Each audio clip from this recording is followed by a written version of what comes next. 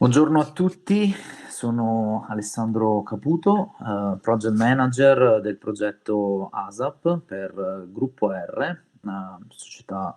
cooperativa di Padova che insieme ad Una Casa per l'Uomo e Regione del Veneto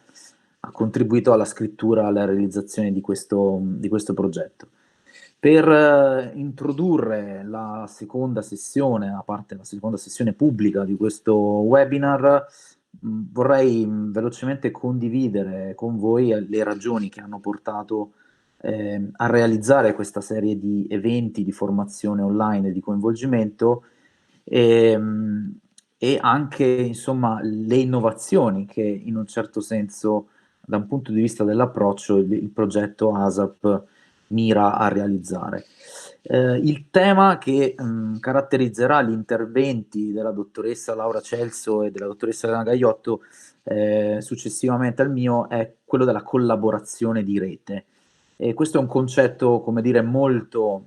sbandierato, ma nella realtà spesso poco utilizzato ed è stato ovviamente ampiamente descritto nel percorso dei nostri webinar. Ed è esattamente il tema della rete il problema da cui è partito il progetto ASAP, appunto per migliorare quella che è una mancata collaborazione tra servizi, quindi tra centri antiviolenza da una parte e centri per il trattamento degli uomini autori di violenza. Nella fase già di design, sapete, la progettazione europea, il progetto ASAP ci ha richiesto un approccio di rete, secondo uno di quelli che è i cardini, i principi della programmazione europea, che è quello appunto della partnership. Per fare un progetto europeo è necessario un partenariato, nel caso specifico pubblico-privato. La ragione di questo principio dipende appunto da un assunto della Commissione europea stessa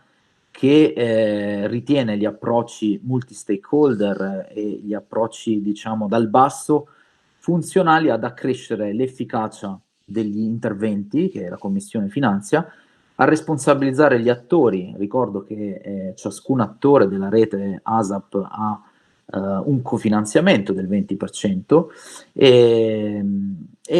è utile per sperimentare poi gli effetti che appunto queste sinergie tra attori riescono a sviluppare. Nella fase di coinvolgimento, diciamo di realizzazione del progetto, abbiamo pensato anche ad un momento di coinvolgimento e di condivisione, come quello che c'è stato pochi minuti fa, aperto agli stakeholder. Questo per tenere fede un po' agli approcci, all'approccio multi-stakeholder e bottom-up, ma anche perché nel concreto, in termini veramente concreti, coinvolgere gli stakeholder per noi significava innanzitutto accrescere il grado di diffusione e anche, passatemi il termine, di accettabilità del progetto, di affrontare per tempo e anche nei luoghi e momenti dedicati eventuali preoccupazioni, criticità che prima che diventino dei veri e propri problemi. Questi due aspetti ovviamente sono legati in un certo qual senso alla costruzione anche di un consenso attorno all'approccio e al protocollo sperimentale che ha contribuito a realizzare il progetto ASAP. Il tema dell'approccio di rete in termini generali è al centro dell'attenzione di chi si occupa in generale di politiche sociali e di welfare locale. ASAP ha avuto anche l'ambizione di inserirsi all'interno di questo nuovo orizzonte di welfare locale basato sugli approcci di rete e di comunità. È tra l'altro un filone su cui la Regione del Veneto sta già sperimentando da tempo dei modelli operativi di tipo reticolare, penso in particolare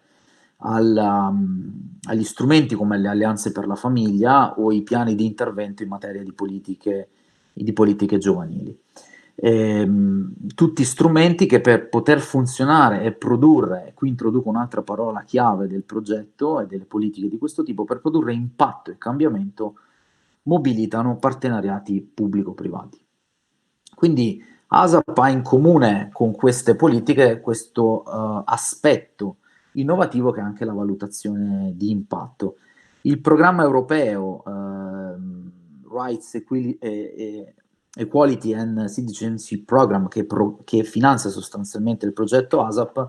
è uno dei pochi programmi che effettivamente, concretamente, prevede, pena una valutazione negativa stessa del progetto, una parte dedicata alla valutazione. E nel caso specifico ASAP utilizza e capitalizza uno strumento di valutazione che è stato, come dire, sperimentato in un altro progetto europeo.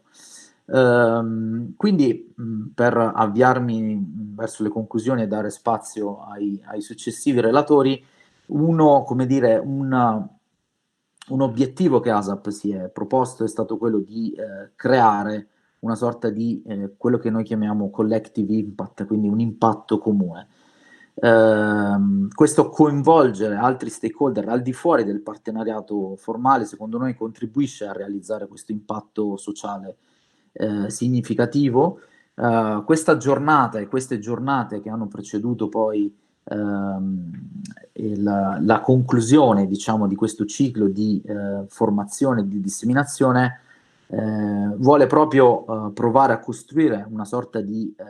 agenda comune, che significa anche avere una visione condivisa del cambiamento che queste tipologie di progetto vogliono realizzare, e contribuire nel nostro piccolo anche a diffondere una sana cultura della valutazione degli strumenti che noi utilizziamo sul territorio. Tutto questo lo abbiamo fatto nella consapevolezza che i cambiamenti su larga scala e quello delle azioni di contrasto alla violenza di genere si prefiggono proprio questo grande cambiamento, non dipendono da isolati interventi di singole organizzazioni o da piccoli progetti, ma da un'azione coordinata tra attori provenienti tra settori di politiche diverse. Il progetto ASAP non si conclude con la giornata di disseminazione e di formazione di oggi, ma va avanti avviandosi verso la conclusione con una conferenza finale che si terrà in febbraio, dove ovviamente abbiamo il piacere di invitare e mantenere il contatto con tutti coloro i quali hanno partecipato alle nostre giornate di formazione e di disseminazione. Io cederei a questo punto la parola al successivo relatore, credo a questo punto il dottor Zanin. Sì, buongiorno a tutti. Io vi porto i saluti dell'assessore Lanzarin, che purtroppo ho appena avuto riscontro da lei, non riesce a collegarsi, perché, come sapete, è impegnata assieme al Presidente nelle questioni relative alla gestione dell'emergenza Covid. Quindi mi ha appena chiamato dalla sede della Protezione Civile per chiedermi di rappresentarla. Cercherò di farlo brevissimamente, anche perché non voglio tornare su quanto, insomma, ho avuto modo di dire in sede di presentazione di questo incontro. Vorrei però sottolineare due aspetti. Il primo si riferisce all'iniziativa di oggi, che tocca, come diceva l'intervento precedente, come abbiamo sentito, un aspetto fondamentale per intervenire su queste particolari e delicatissime tipologie di questioni, che è l'aspetto della formazione. E fortunatamente noi in Veneto possiamo avere la possibilità di avere gli interventi, la possibilità appunto di un supporto, di una rete che, oltre ad essere specializzata nella somministrazione di servizi, è anche una rete che nel corso degli anni, devo dire anche grazie agli interventi che ogni anno riusciamo a finanziare come regione, come dire, ha intrapreso un programma di formazione e di approfondimento su queste tematiche veramente molto significativo. Io, quando ho modo di partecipare agli incontri e ai convegni, mi rendo conto di come proprio la rete degli esperti che gestiscono le diverse strutture, sia pubblica che privata, sia una rete fortemente dotata di una formazione molto molto adeguata e devo dire anche che con caratteristiche di molto superiori a quanto vediamo anche in altre regioni. Quindi benvengano iniziative come queste, iniziative di formazione, di disseminazione dei risultati,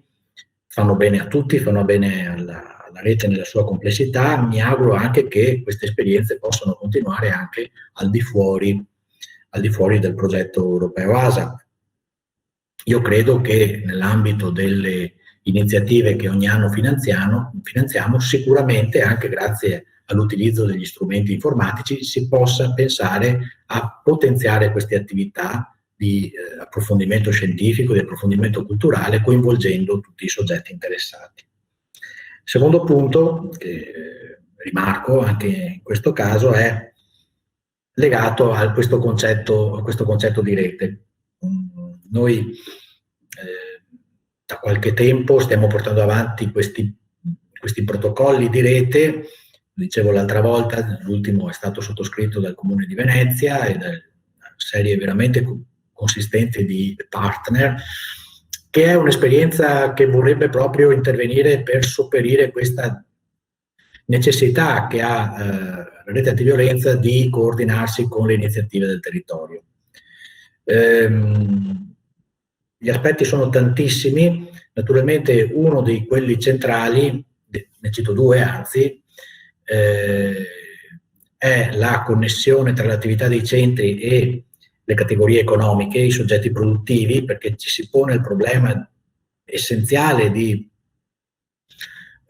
consentire l'avvicinamento da parte delle donne vittime di violenza al mondo del lavoro. Ed ecco che varie iniziative sotto questo profilo sono in fase di valutazione e devo dire che è forte l'interesse da parte delle categorie economiche, da parte degli imprenditori nel collaborare su iniziative di questo genere. E l'altro è il tema da non dimenticare dell'istruzione, della formazione, perché questo è il secondo elemento che consente il reinserimento in percorsi di autonomia delle donne vittime di violenza. Ecco, questi sono altri due aspetti su cui noi come Regione stiamo lavorando molto, così come stiamo lavorando per rafforzare il coordinamento tra le iniziative svolte dalla rete del sociale con le attività che facciamo noi a supporto della rete antiviolenza. Quindi io credo che nei prossimi tempi molti di questi aspetti saranno oggetto di approfondimento ulteriore e credo che anche i soggetti che si occupano della gestione dei centri, dei centri antiviolenza, delle case rifugio, saranno coinvolti sulla valutazione di una serie di proposte che intendiamo fare per innovare insomma, questa realtà che è già una realtà importante per i numeri e per tutto quello che sta operando nel territorio. Io vi ringrazio.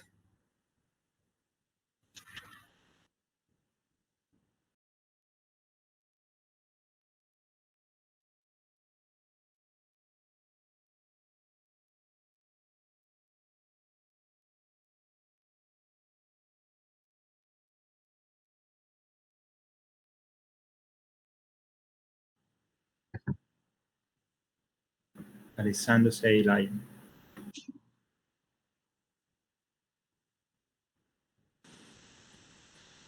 Eccomi qua. Bene, a questo punto grazie ovviamente al dottor Zanin per il suo intervento e molto, molto interessante a rimarcare, lo vediamo dal nostro punto di vista sul territorio, questa importante relazione poi che c'è tra appunto l'economia, il mondo del lavoro, il mondo dell'istruzione e il fenomeno appunto della violenza di genere.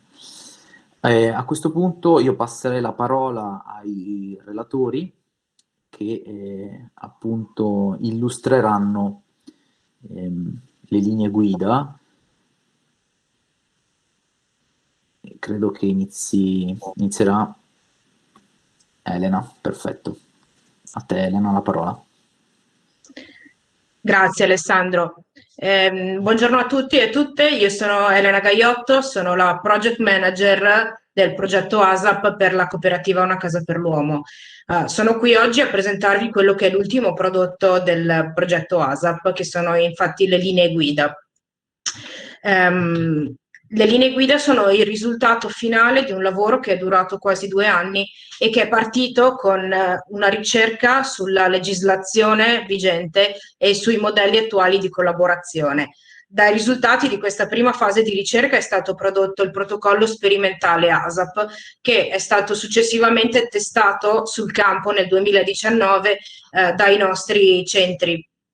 I risultati della sperimentazione ci hanno permesso di definire il protocollo finale che avete ricevuto via mail, credo, in questi giorni, che comunque è a disposizione di tutti, e alla fine ci ha permesso di andare a definire delle linee guida che sono il manifesto, sono il risultato del lavoro che abbiamo svolto e sono il manifesto, quello che noi crediamo sia la bontà e il vantaggio di utilizzare il protocollo ASAP. Le linee guida da un lato si pongono l'obiettivo di stimolare la riflessione sulla violenza di genere, che è quello che abbiamo fatto anche oggi con le consultazioni che si sono svolte prima di questo evento, di questo webinar. Dall'altro lato le linee guida si pongono l'obiettivo di sollecitare le autorità sia nazionali che regionali a compiere delle azioni concrete che vadano a sostenere la rete dei servizi che lavorano sul tema della violenza. Le linee guida, la parte che vi introduco io è la parte generale di introduzione su quello che è il modello ASAP. Poi successivamente, dopo di me, la dottoressa Celso vi parlerà della parte in cui andiamo a proporre delle raccomandazioni alle istituzioni nazionali e locali. Dunque, come dicevo,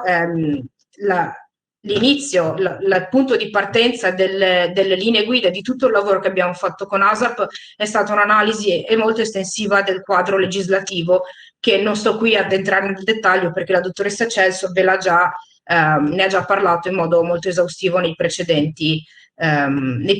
incontri. Quello che volevo portare avanti è soprattutto questa citazione del piano strategico nazionale, che mi sembra proprio in tema con quello che ci siamo detti anche oggi. Il piano strategico nazionale del 2017 andava a individuare vari livelli di governance del fenomeno della violenza e delle azioni di contrasto, e per quanto riguarda il livello territoriale il piano individuava proprio le reti territoriali come soggetto che deve garantire il raccordo operativo e la collaborazione tra tutti i servizi generali e specializzati che operano nel campo della prevenzione, della protezione e del contrasto alla violenza maschile contro le donne.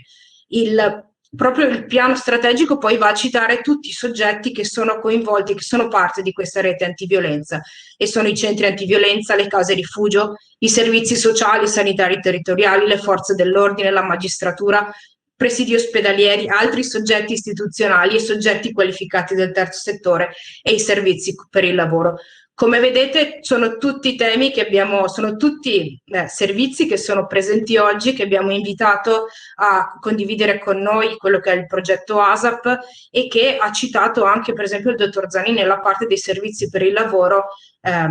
prima. Una seconda parte dell'introduzione delle linee guida è stata l'analisi di quello che è il contesto italiano su cui operano attualmente i centri per autori di violenza e i centri antiviolenza. L'analisi del contesto parte dai risultati di ricerche sui modelli di collaborazione già esistenti,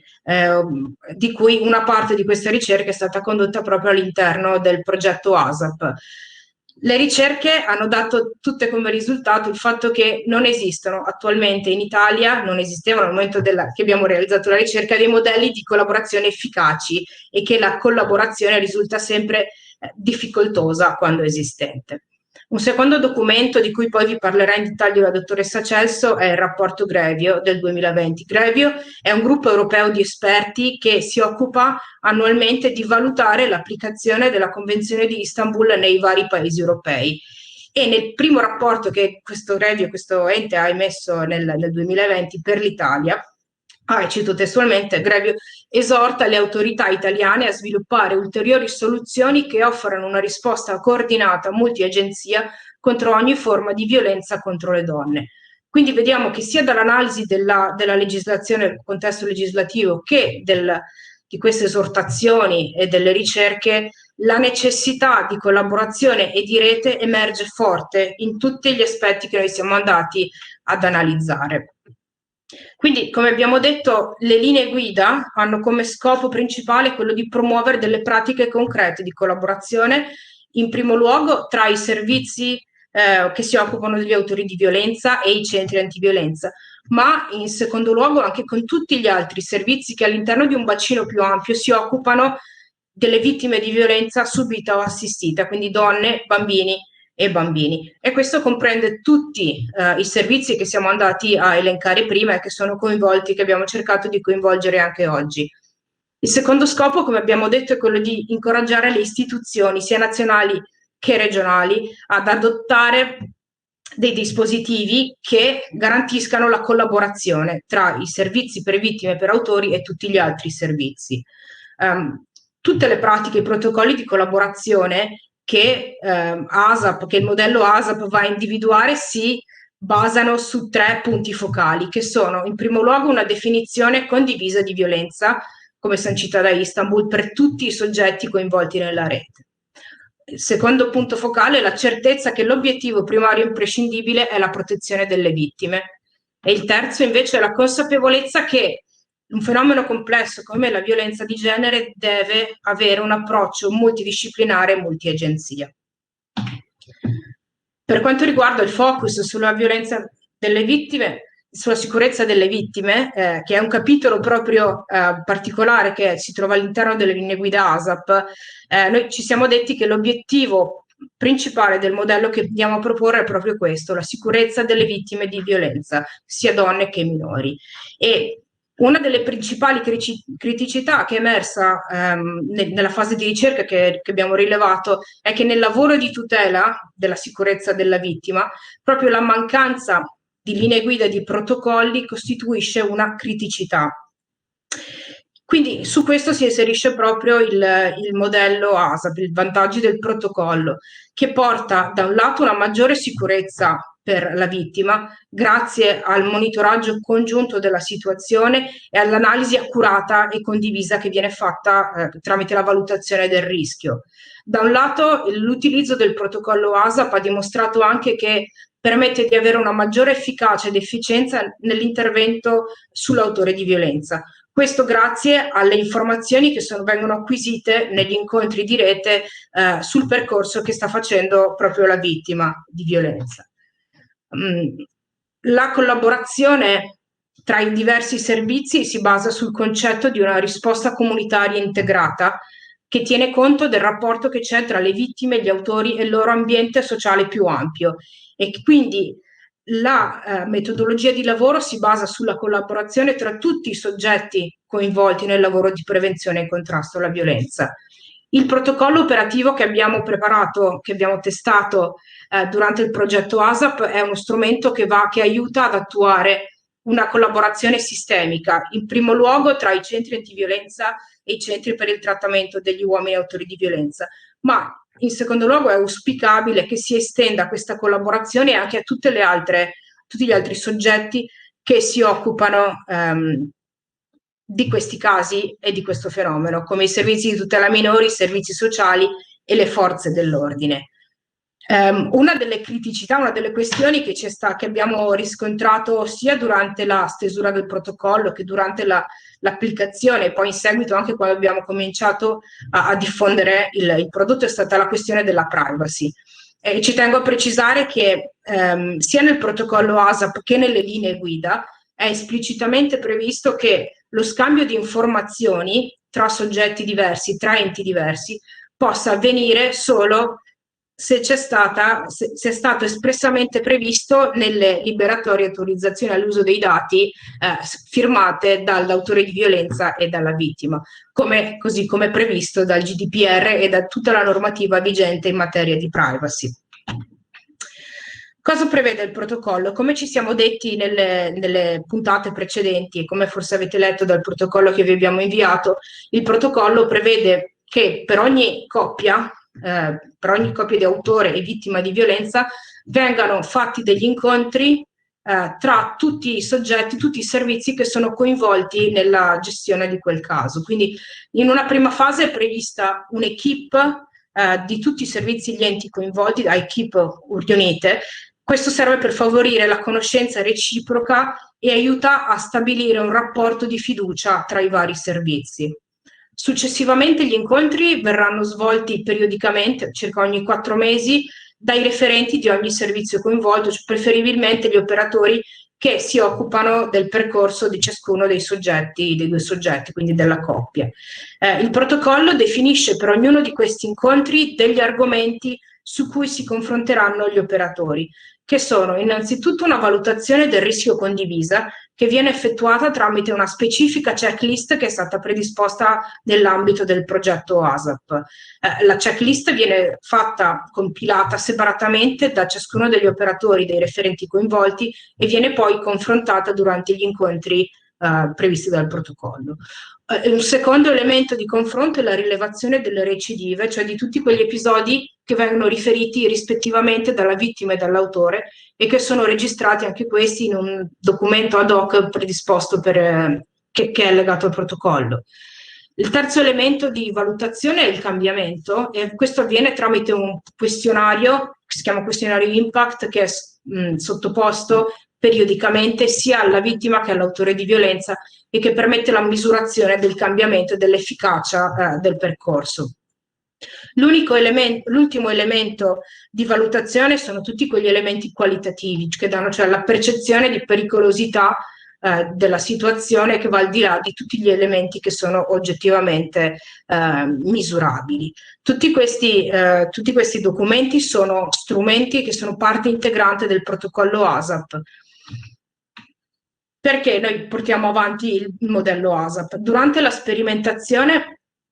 abbiamo misurato l'efficacia del protocollo, siamo riusciti a misurarla, e il modello ASAP si è rivelato efficace soprattutto negli aspetti che vado a elencare adesso. Prima di tutto il rafforzamento e la codificazione delle collaborazioni tra i diversi servizi. Anche in caso di collaborazioni informali preesistenti, il protocollo si è rivelato efficace per dare una struttura e una formalità a queste collaborazioni. In secondo luogo, il modello si è rivelato efficace anche nella definizione degli argomenti chiave da trattare durante gli incontri, e questo ha permesso di dare una struttura definitiva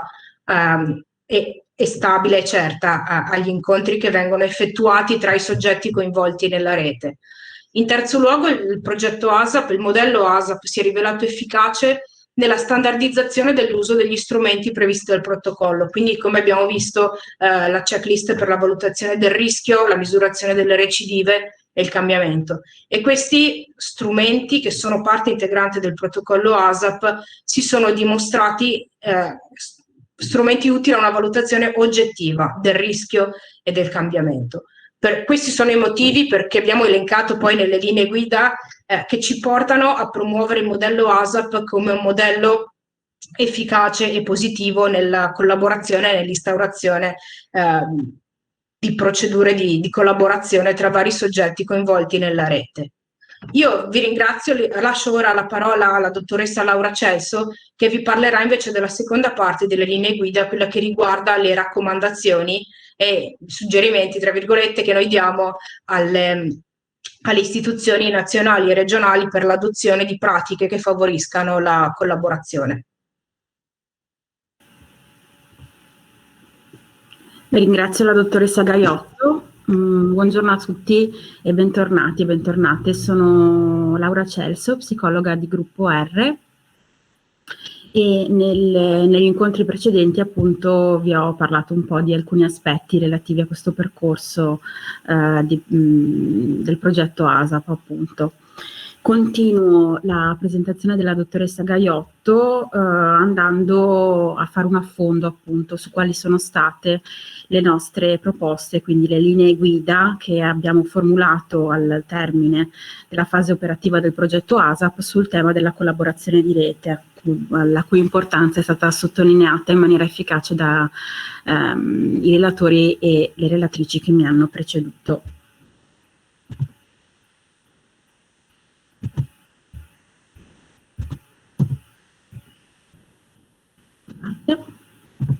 Ok, come accennava prima la dottoressa Gaiotto, un documento importante a cui abbiamo fatto molto riferimento nella stesura, nella formulazione delle linee guida sia nazionali che regionali, è stato il primo rapporto di valutazione di base che è stato formulato per quanto riguarda il nostro Paese dal Grevio, il gruppo di esperti che è stato creato proprio dalla Convenzione di Istanbul. C'è un articolo specifico della Convenzione di Istanbul che appunto precisa il fatto che verrà creato questo gruppo di esperti che ha lo scopo, l'obiettivo di monitorare quanto i paesi che hanno aderito alla Convenzione di Istanbul hanno fatto in termini di attuazione dei principi formulati all'interno della Convenzione stessa. Ricordiamo che per un paese, per uno Stato così come l'Italia che aderisce, che ratifica la Convenzione di Istanbul, questo comporta un obbligo legislativo appunto di adottare attraverso differenti strumenti gli obiettivi, le raccomandazioni e i principi che appunto vengono condivisi attraverso la ratifica della Convenzione stessa. Nel gennaio del 2020, quindi quasi un anno fa, è appunto uscito questo primo rapporto di valutazione in merito al nostro Paese. Raccomandazioni appunto che abbiamo fatto nostre e che abbiamo poi in qualche modo anche esplicitato all'interno delle linee guida che hanno caratterizzato la fase conclusiva del progetto ASAP, convinti che appunto la rete sia assolutamente l'unica strada, in quanto strada più efficace per attuare una collaborazione che sia davvero efficace fra tutti i servizi coinvolti nella rete antiviolenza, in particolar modo i servizi relativi agli autori di violenza domestica e i centri antiviolenza, quindi i servizi di supporto specializzato per le vittime, donne, bambini e bambine della violenza che da questi uomini è agita. La rete è la strada, l'importanza della rete è una cosa che appunto sentiamo dire spesso e che spesso è ripetuta, ma si affianca anche ad una letteratura in tema. Per quanto riguarda l'efficacia dei programmi per autori di violenza e di quanto questa efficacia possa essere aumentata da una rete coordinata e da una rete efficace, quindi da una collaborazione concreta e fattiva con gli altri servizi. Questo appunto ci viene, ho citato due esempi, ad esempio dalla conclusione del progetto Mirabal, che è stato portato avanti e i cui risultati sono stati pubblicati nel 2015 in Inghilterra, e poi ho voluto citare Gondolf, che per noi operatori e operatrici dei servizi per autori è un punto fermo, diciamo un riferimento imprescindibile. Edward Gondolf studia dagli anni 80, quindi da più di 30 anni, e lavora con uomini autori di violenza. È dell'87 il suo primo libricino è Man to Man, interessantissimo, quindi in cui racconta l'esperienza del primo gruppo con uomini autori di violenza, e Gondolf nel 2012 ha rivisto i criteri che secondo lui e secondo la letteratura internazionale sono maggiormente efficaci appunto affinché i programmi di trattamento per gli autori risultino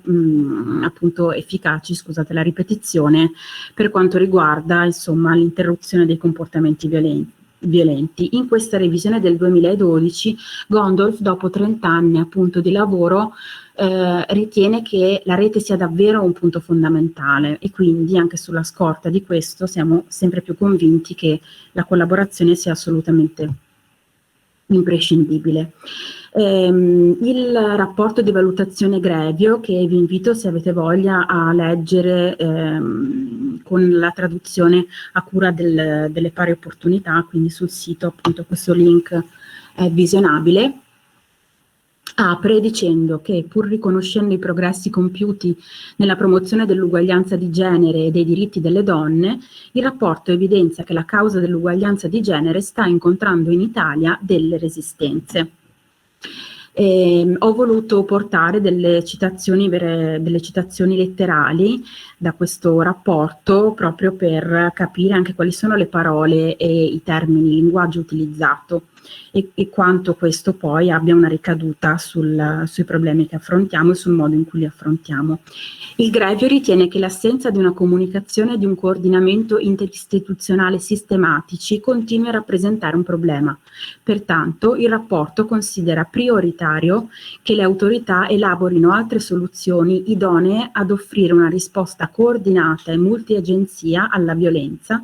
incentrate su un forte coinvolgimento delle autorità locali e sulla partecipazione di tutti i soggetti interessati, con particolare riferimento alle organizzazioni dedicate alle donne vittime di violenza.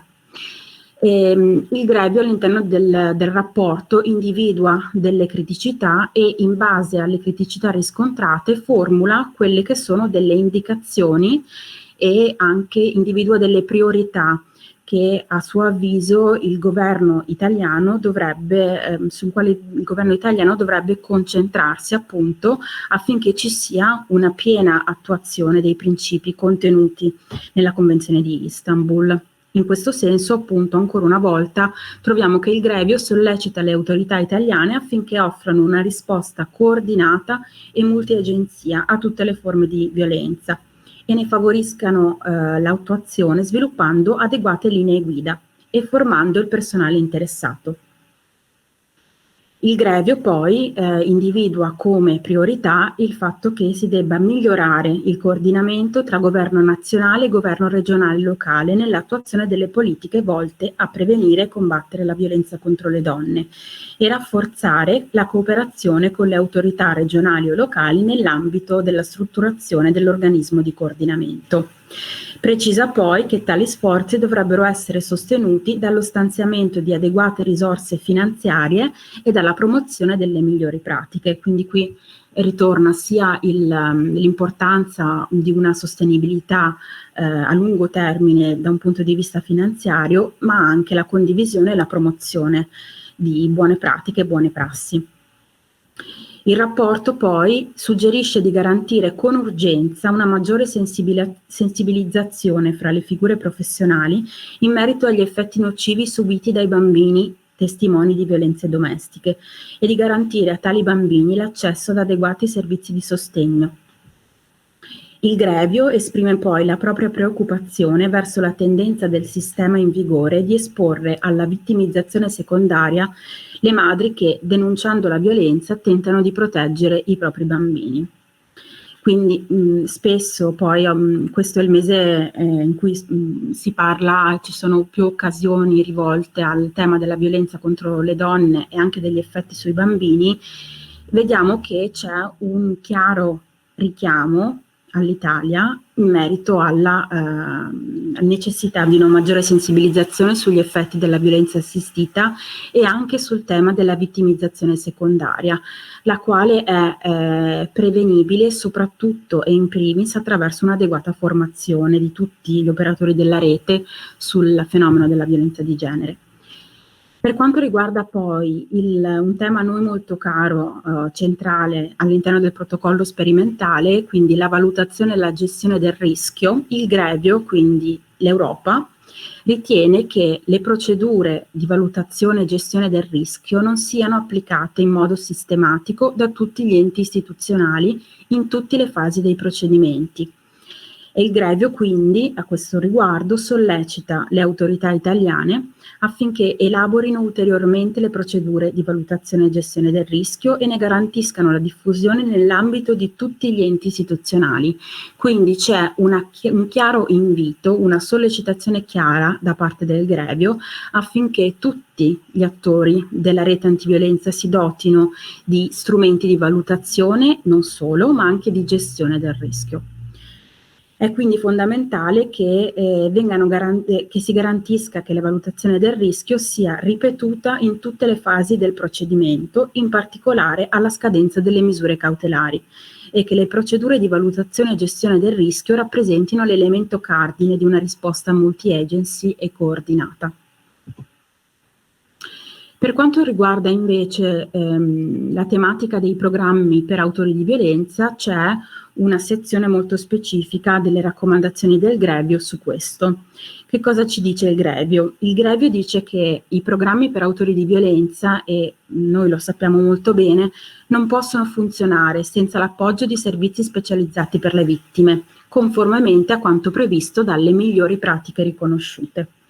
Quindi anche in questo caso si sottolinea come il fatto di aver raccolto le best practices su questo abbia portato poi ad una convinzione consolidata. Il Grevio accoglie positivamente l'esempio offerto da Relive, quindi la rete nazionale italiana dei servizi per autori, in quanto rete di programmi per autori di violenza saldamente ancorata alle migliori pratiche internazionalmente riconosciute e attenta ai requisiti della Convenzione di Istanbul.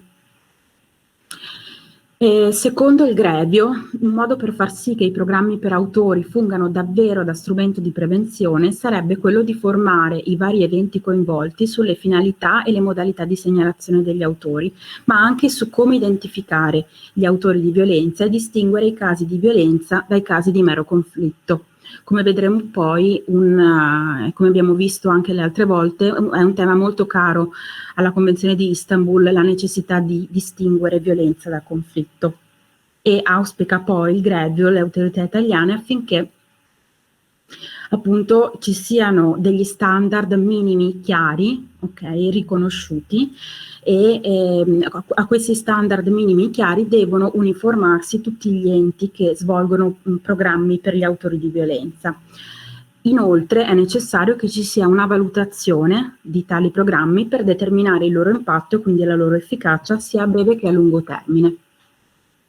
È quindi importante che vengano adottate delle misure per garantire che solo i programmi conformi alle disposizioni della Convenzione di Istanbul e delle prassi riconosciute ricevano finanziamenti pubblici, e in questo senso il Grevio non potrebbe essere più chiaro, su questo punto, quindi lo cito e basta. Altre priorità sono, secondo Istanbul, rafforzare il quadro istituzionale nazionale e locale di consultazione e cooperazione con le organizzazioni di donne, migliorare la raccolta dei dati e rafforzare le azioni preventive, fra cui rientrano anche i programmi per autori di violenza. Ricordiamo che all'articolo 16 della Convenzione di Istanbul i programmi per autori di violenze rientrano in una strategia preventiva. Le raccomandazioni a livello nazionale che abbiamo quindi formulato all'interno del progetto ASAP sono: rendere centrale il principio della responsabilità nel lavoro clinico con i maltrattanti e nei rapporti con i servizi della rete. La responsabilità, quindi il rendere conto formalmente e anche rispetto a tutta la comunità di ciò che questi uomini hanno agito nei confronti delle loro compagne e dei loro figli e figlie. Incoraggiare una raccolta sistematica dei dati e la dotazione di strumenti per la valutazione dell'efficacia dei percorsi, e inoltre anche prevedere la creazione di nuovi programmi per autori, soprattutto nelle zone territoriali d'Italia che ne sono sprovvisti, e anche soprattutto in particolare per i reati sessuali. Incoraggiare l'adesione dei servizi per autori alle reti di coordinamento come Relive.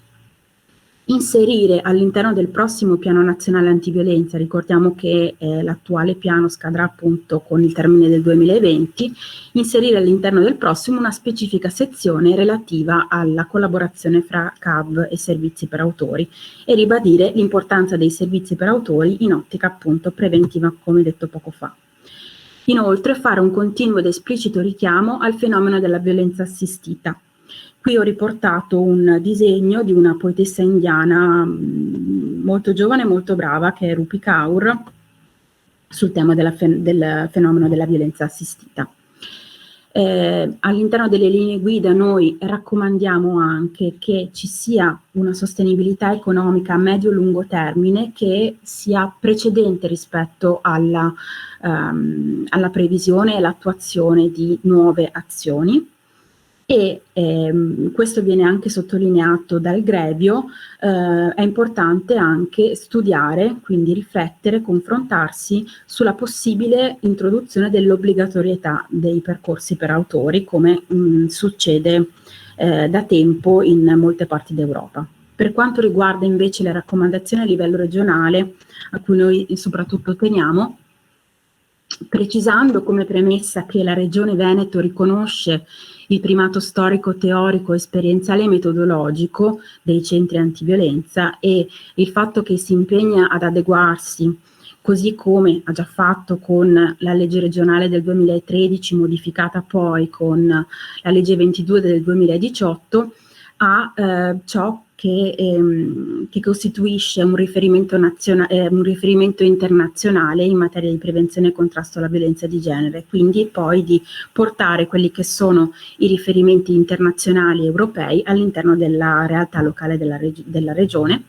Riconosce e valorizza l'esperienza della partecipazione ai progetti europei, così come il progetto ASAP, quindi coniugando una logica top-down con la logica bottom-up, quindi anche cercando di non solo confrontarsi sulle buone prassi esistenti a livello europeo e quindi poi cercare di integrarle all'interno della propria rete locale, regionale, ma anche portando la propria esperienza, così come quella del progetto ASAP, anche in un contesto più ampio. Le raccomandazioni sono queste: continuare a mappare i servizi per autori. La Regione Veneto ha già iniziato a farlo, quindi ci auspichiamo che continui su questa strada, affinché appunto venga sempre mantenuta l'attenzione su qual è l'approccio teorico e metodologico che si danno ai servizi per autori, affinché esso sia assolutamente in linea con i dettami della Convenzione di Istanbul. Introdurre progressivamente i servizi per autori all'interno dei dispositivi di coordinamento regionale sul fenomeno della violenza contro le donne, come ad esempio l'importantissimo organo del tavolo di coordinamento regionale. Prevedere all'interno dei bandi delle specifiche azioni relative proprio al tema della collaborazione fra centri antiviolenza e servizi per autori, questo ovviamente mantenendo la priorità del finanziamento ai centri antiviolenza, appunto che si occupano della tutela delle donne, dei bambini e delle bambine. Favorire, così come è accaduto positivamente nell'esperienza del progetto ASAP, la realizzazione di documenti operativi scritti a 4 mani, quindi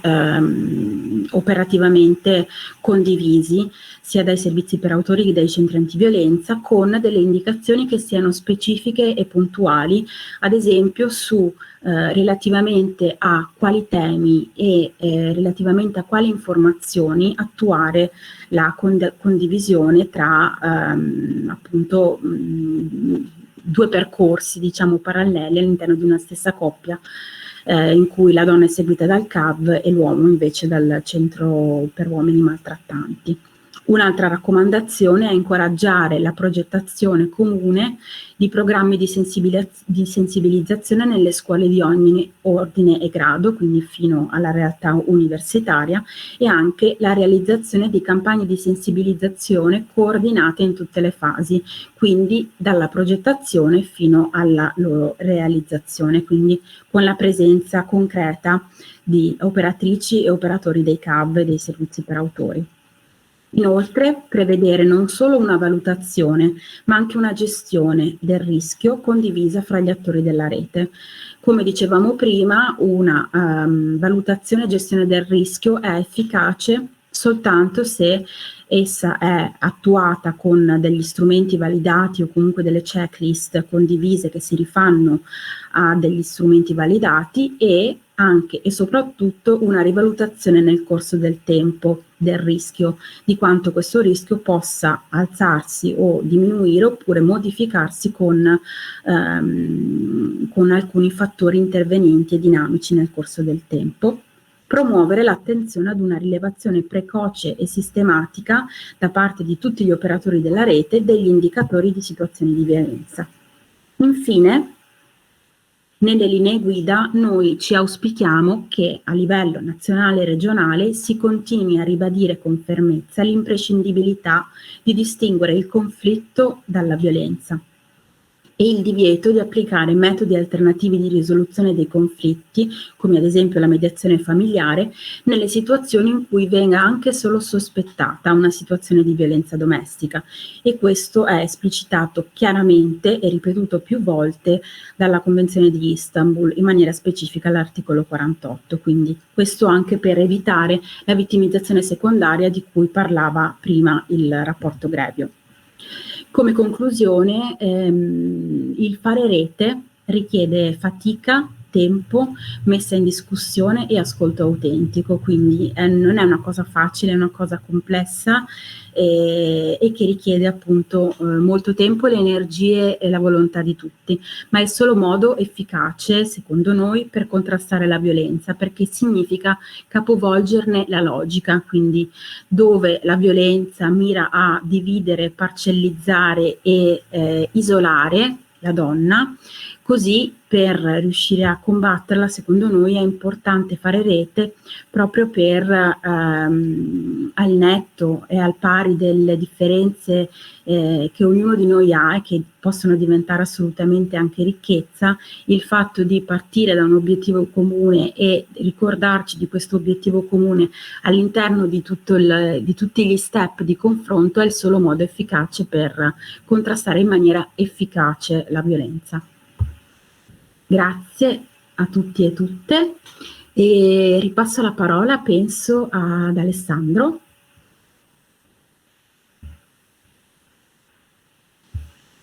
Grazie Laura. Bene, conclusa adesso questa sessione di presentazione appunto delle linee guida, passiamo ad una successiva fase. Sapete che questa mattina c'è stata una consultazione, abbiamo voluto chiamarla così, all'interno del nostro progetto, a cui hanno partecipato diversi operatori, esponenti di enti differenti. Abbiamo avuto appunto operatori provenienti dalle ULSS, da vari comuni, dal privato sociale. E in particolar modo abbiamo realizzato 3 tavoli di consultazione virtuali, ovviamente. Il primo con i centri per il trattamento degli uomini autori di violenza è stato facilitato da Antonio Di Don Francesco, psicologo di gruppo R, e da Chiara Moretti, invece psicologa di Una Casa per l'Uomo. Poi abbiamo avuto un secondo tavolo a tema centri antiviolenza, questo facilitato invece dalla dottoressa Laura Celso, che avete appena sentito, la dottoressa Zorzan, che è la referente dell'area contrasto alla violenza di genere di gruppo R e educatrice professionale. Un terzo tavolo infine ha coinvolto altri enti pubblici e autorità giudiziarie, facilitato da Fabio Ballan, counselor di Una Casa per l'Uomo, e dalla Nicoletta Regonati, anch'essa psicologa per Una Casa per l'Uomo. Io passerei la parola pertanto ai facilitatori del primo tavolo, quindi ad Antonio Don Francesco e a Chiara Moretti, che ci restituiranno brevemente, chiedo di stare nei tempi, l'esito un po' di questa consultazione. A te Antonio. Sì, buongiorno a tutte e a tutte, grazie Alessandro. Io e Chiara appunto abbiamo gestito la room in cui non vedete Chiara, però dopo apparirà. Abbiamo gestito la consultazione dei centri per maltrattanti, partendo un po' da alcuni stimoli che abbiamo fornito ai partecipanti. Intanto diciamo che hanno partecipato 19 centri provenienti dal Veneto, Friuli, l'Emilia, il centro di Bolzano e la Liguria. Con loro abbiamo discusso di vari aspetti. Poi la consultazione si è svolta partendo come dire, da quali quali centri hanno collaborazioni attive, e poi abbiamo parlato anche delle criticità che sono emerse di tipo operativo, ma anche di tipo proprio culturale, no? E di rapporto tra i centri per autori e i centri antiviolenza. E poi infine abbiamo parlato un po' del protocollo e delle criticità che i vari centri che avevano avuto in anticipo il protocollo hanno rilevato, e anche abbiamo accennato qualcosa sulle prospettive future di lavoro rispetto al tema della collaborazione tra i centri per autori e i centri antiviolenza. Diciamo che un aspetto che abbiamo rilevato e che è molto interessante e che è emerso dai vari centri è che spesso, intanto ci sono, come dire, delle collaborazioni tra i centri. Spesso però non sono collaborazioni sancite da veri e propri protocolli o accordi, ma sono più che altro collaborazioni informali che, diciamo, che nascono in particolare da una questione che è emersa per diversi centri. Spesso i centri per autori sono nati dal contatto, dalla formazione, dal lavoro con dei centri antiviolenza, anche se poi strada facendo, come dire, le strade si sono un po' separate e ognuno ha seguito la propria strada successivamente. Però la parte delle collaborazioni attive, diciamo, per i vari centri era spesso legata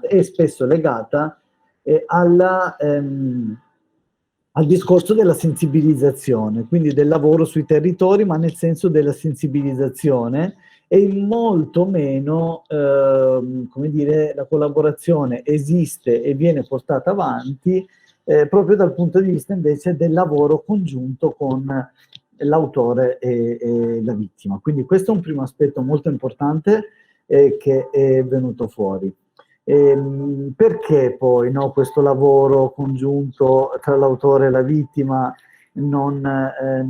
avviene, tra virgolette, no? Perché i centri non riescono a collaborare su questo? Qua sono emersi molti aspetti, quindi molte criticità, a partire dalla fiducia,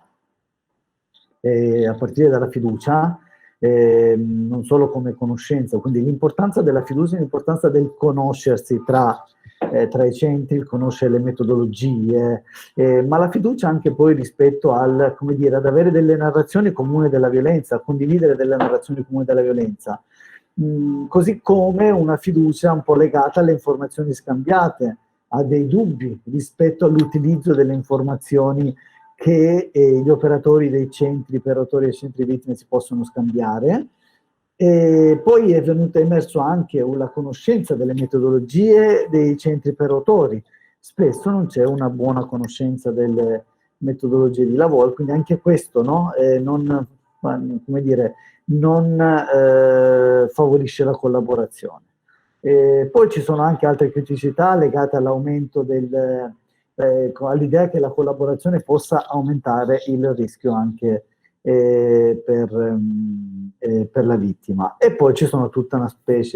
serie di aspetti culturali che poi lascerò alla seconda parte, insomma, a Chiara. Ecco. Quindi queste un po' le prime criticità che abbiamo raccolto. Poi abbiamo discusso ovviamente del protocollo e come dire, in qualche modo il protocollo poteva essere visto anche come una sorta di guida, no? Per arginare la possibilità e i rischi, no? Di scambiare quindi informazioni inutili o dannose, ma il protocollo è stato visto da qualche centro come una possibilità di arginare, di stare su qualcosa, una sorta di guida, no? Su cosa condividere e cosa no. Sicuramente l'aspetto della conoscenza poi tra gli operatori dei vari centri è stato molto apprezzato anche come dire, un tema molto importante per tutti i colleghi che hanno partecipato alla nostra consultazione. Passo a Chiara la parola per gli altri aspetti. Grazie. Sì, buongiorno a tutti e a tutte.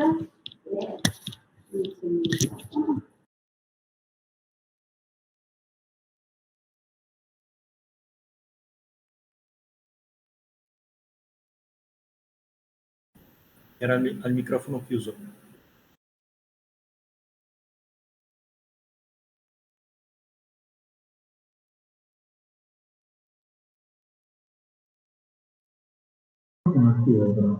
Ok, buongiorno, mi sentite?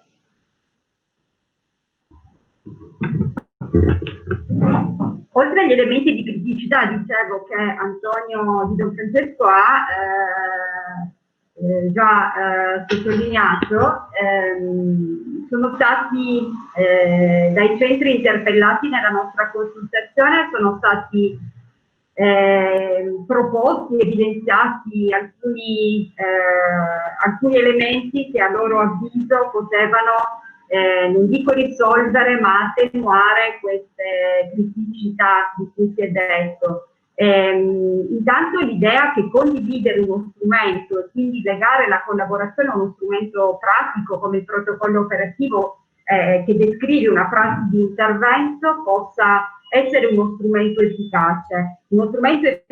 anche rispetto al tema della fiducia e della privacy, quindi alla criticità legata a quali informazioni condividiamo e a che scopo le condividiamo. La seconda cosa è, visto che la maggior parte dei centri presenti ha collaborazioni attive con i centri antiviolenza, sul tema della sensibilizzazione territoriale e della formazione, un'altra delle proposte è appunto potenziare i momenti di formazione. E anzi, nel momento in cui si volesse implementare un centro per autori in un territorio non già coperto, insomma, da questa esperienza, è stata sottolineata l'opportunità di chiedere ai centri antiviolenza territoriali una formazione specifica sul tema della violenza maschile contro le donne, riconoscendo il bagaglio di competenze, di conoscenze, di background esperienziale che i centri antiviolenza hanno sicuramente da più tempo della rete dei centri per autori. Ed è stato naturalmente ribadito che la conoscenza è il migliore antidoto rispetto alla mancanza di fiducia, la conoscenza tra le equipe, la conoscenza tra gli operatori, esattamente come auspicato dal primo step del protocollo ASAP, una conoscenza che dovrebbe partire, secondo qualcuno, da una narrazione condivisa sul fenomeno della violenza, ancor prima che dall'informarsi reciprocamente rispetto alle situazioni, insomma. Ci siamo lasciati con qualche auspicio per una prosecuzione futura del lavoro. La nostra idea è che il protocollo sia un punto di partenza e non di arrivo. Sicuramente ci sono molti aspetti che andranno sviluppati ed evidenziati, aspetti che tra le altre cose fanno capo alle criticità che sono state evidenziate da Antonio Di Don Francesco, naturalmente riportando la voce del gruppo di lavoro. Uno tra tutti l'implementazione di un documento specifico sul tema della privacy, che nel nostro intento andrà scritto a 4 mani all'interno di un gruppo misto di consultazione che vorremmo, insomma, anche attraverso la coda del progetto ASAP poter lanciare e più in generale sfruttare questa prima esperienza di consultazioni in gruppi come ripeto, come una prima sperimentazione che potrebbe essere portata avanti nel tempo. Queste rooms di consultazione, che nel nostro caso, insomma, crediamo siano andate piuttosto bene, possano continuare in altre sedi, con modalità magari anche differenti, proseguendo, ripeto, il lavoro che abbiamo iniziato oggi.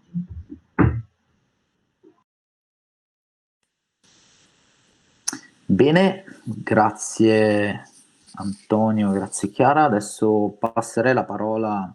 per la restituzione un po' degli esiti del secondo tavolo di consultazione, quello che aveva, diciamo, a tema i centri antiviolenza. Quindi passo la parola a Laura Celso e ad Alice Zorzan. Grazie Alessandro, buongiorno ancora da parte mia di Laura a tutte e a tutti. abbiamo avuto un buon riscontro dei partecipanti, delle partecipanti al nostro tavolo. Intanto eravamo in 10 realtà, quindi 9 centri antiviolenza, ma anche una casa rifugio. Di queste 10 realtà, 2 erano fuori regione, mentre 8 all'interno della regione Veneto. Qualcuno di questi centri ha avuto in questi mesi, negli anni, già esperienze di collaborazione con centri per autori presenti nel loro territorio o vicini, altre invece non ancora e qualcuna in fase di avvio, quindi esperienze nuove che stanno per iniziare. Abbiamo fatto un primo giro di presentazioni reciproche, conoscenza e appunto condivisione anche dello stato dell'arte rispetto a questo tipo di collaborazione, se esistente o no, e un secondo giro rispetto proprio alle suggestioni, alle riflessioni, eventuali criticità e modifiche che gli enti vorrebbero portare al protocollo che abbiamo presentato e rivisto un po' nei suoi passaggi cruciali, nei suoi punti fondamentali. E facendo un po' una sintesi delle riflessioni emerse, posso dire che in generale è visto come uno strumento utile e sicuramente anche ben strutturato, che può aiutare tutti gli operatori e le operatrici coinvolte nel portare avanti il percorso di uscita dalla violenza e di protezione della donna. È stato fatto anche notare come comunque, essendo uno strumento molto strutturato, forse andrebbe esplicitato meglio il fatto che anche gli incontri, i contatti informali devono avere una rilevanza più importante, perché altrimenti ci si può limitare a seguire le tappe indicate durante la fase 2 di sperimentazione, mentre dare più rilievo anche agli incontri, i contatti telefonici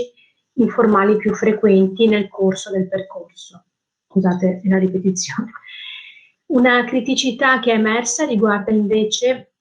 il fatto che in alcune circostanze, se la coppia risulta convivente, quindi se l'uomo sta portando avanti il suo percorso all'interno di un centro per maltrattanti e la donna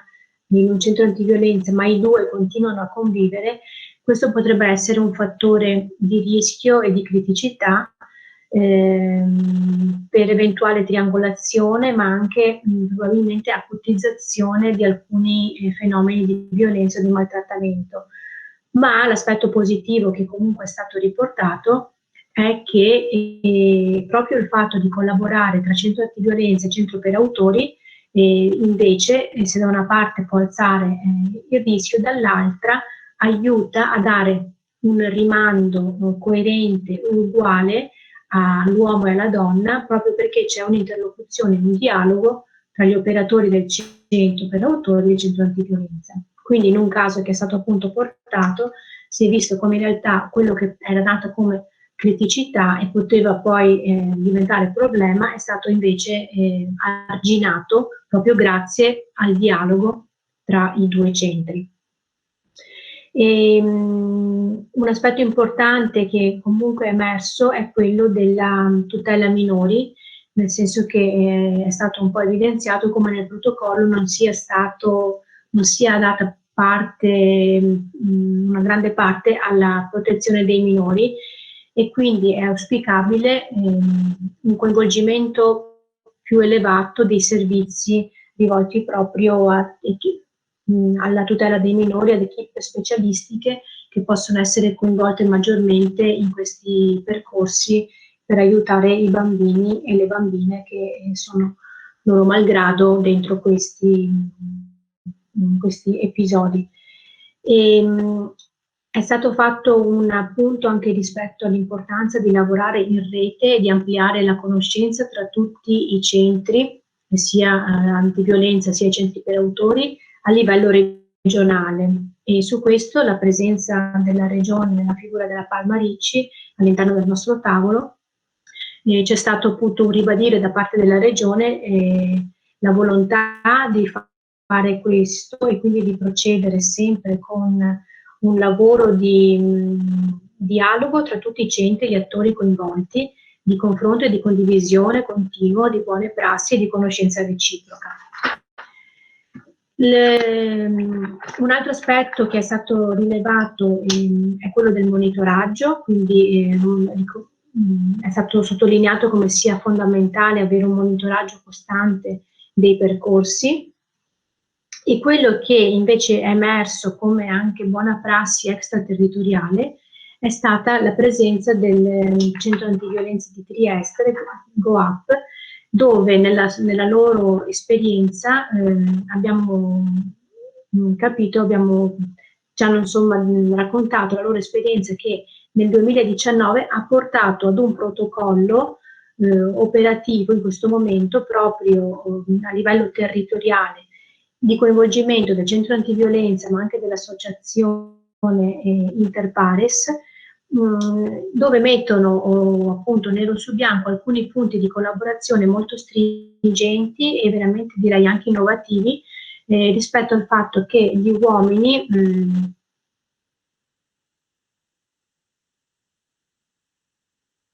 soprattutto per le donne che sono in rifugio, quindi che sono state allontanate e che stanno intraprendendo un percorso in una casa rifugio, ecco, questi uomini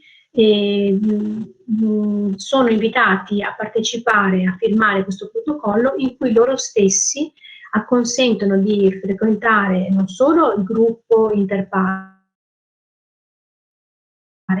ma anche un percorso genitoriale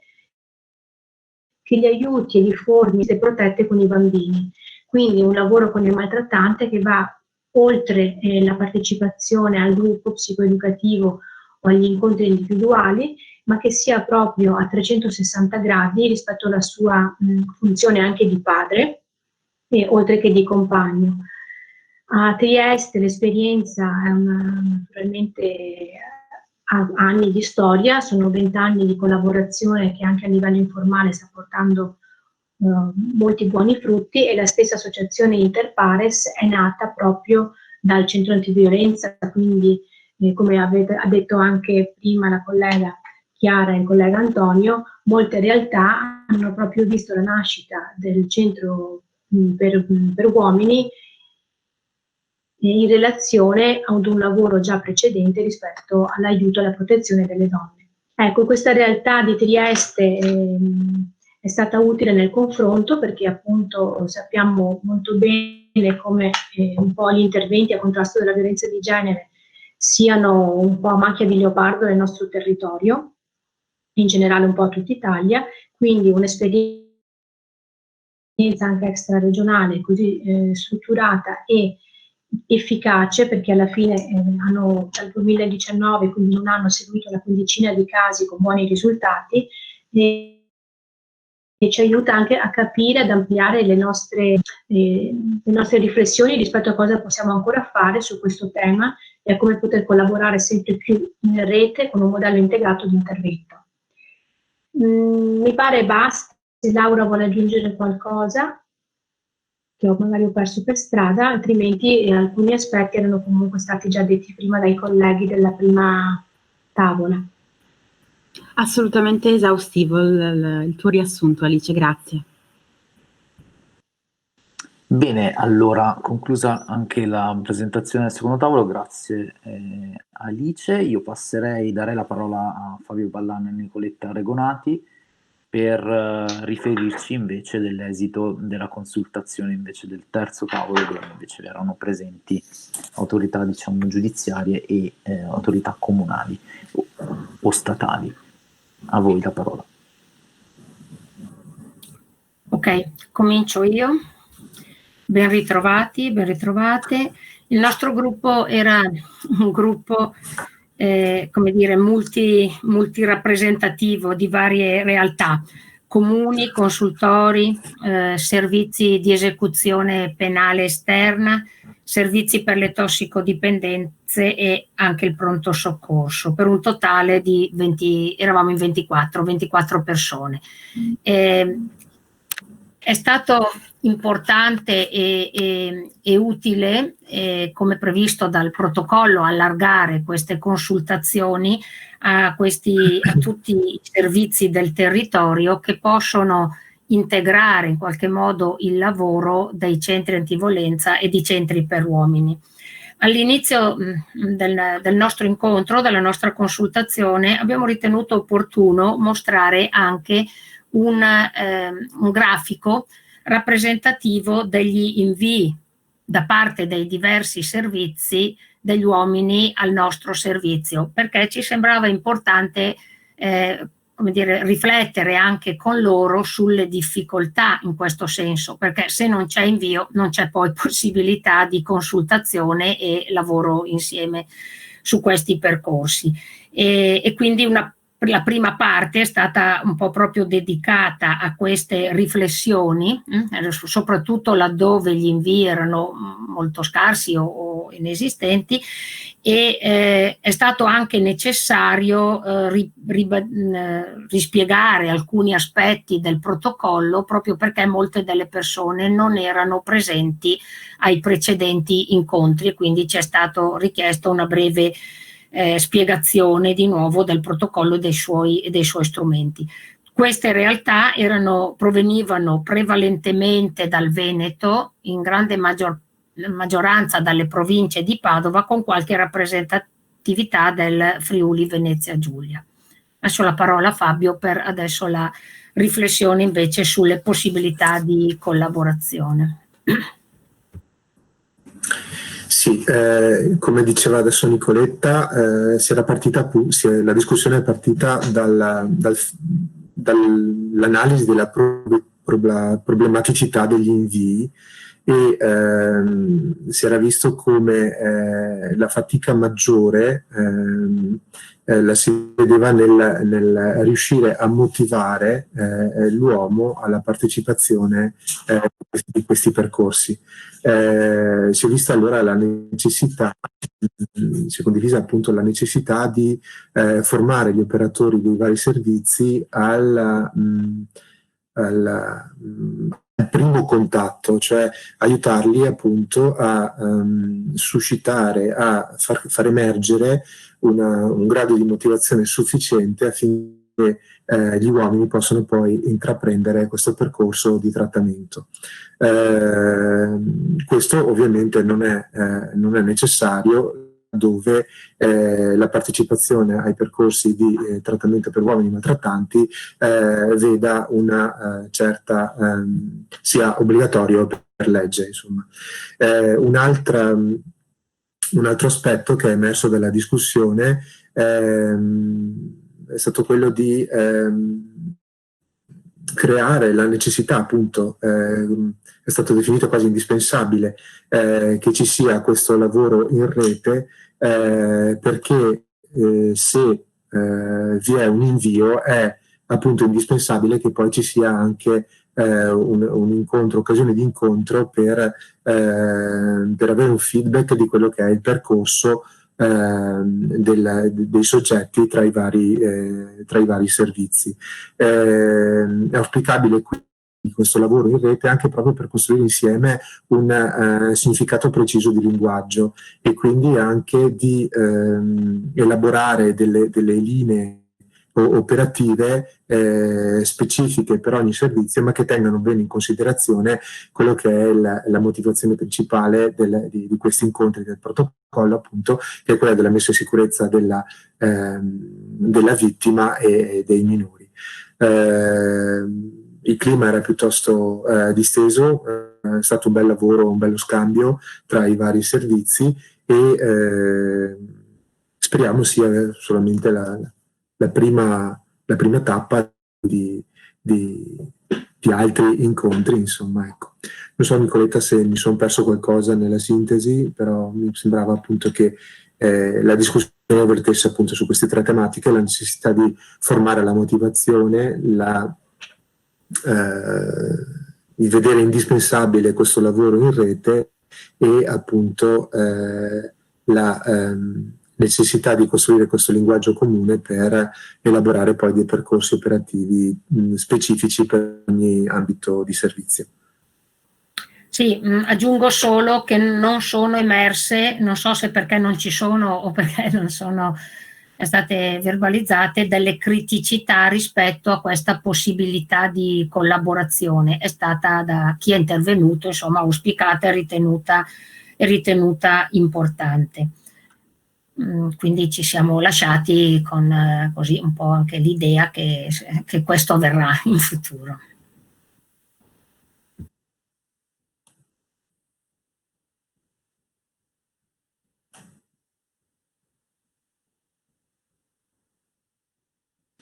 Bene, grazie a chi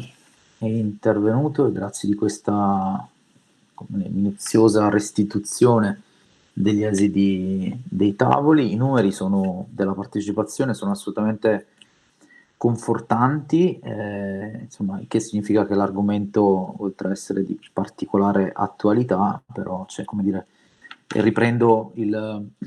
l'introduzione del dottor Zanin, c'è anche un po' fame di formazione, di formarsi, di partecipare anche a vario titolo a queste reti. Io darei la parola, ringraziandovi, a Elena Gaiotto per diciamo le conclusioni, i saluti finali.